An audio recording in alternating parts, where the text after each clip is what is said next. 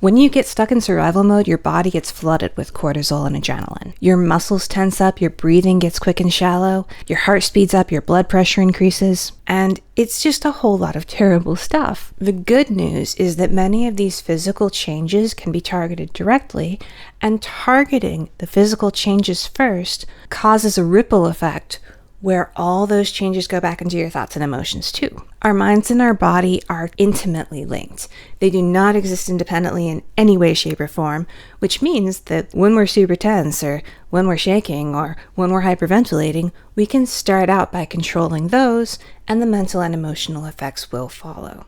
It's basically a cheat code for your nervous system. Sure, your brain may be what's making you upset, but your body can make you feel better. Your breathing is the single system that is easiest to control. Controlling your breath lets you change your blood oxygenation, lower your heart rate, and trigger your parasympathetic nervous system. And that leads to a calmer, happier, relaxed, satisfied state. So that's exactly what we want. The best way to do that, the simplest way to do that, is to engage in box breathing. Box breathing is a controlled method of breathing in which you inhale for 4 seconds, making sure to expand your diaphragm while you do it, hold your breath for 4 seconds, and then exhale over 4 seconds.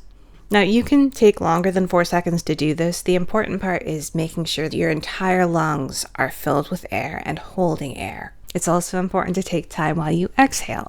You can make the process even more effective by very consciously counting to 4 while you box breathe.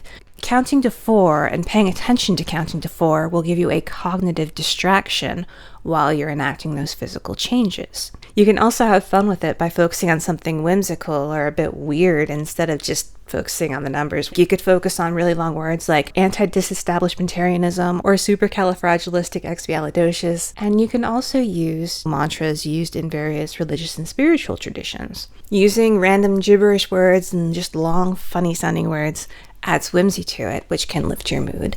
And going for the more spiritual angle of actual mantras allows you to connect with whatever deity you do or don't believe in, and with any spiritual benefits that you associate with those mantras. That doesn't just give you something else to think about now, it also gives you active practice redirecting your thoughts, which will give you more control over your thoughts even when you're not actively engaging in box breathing.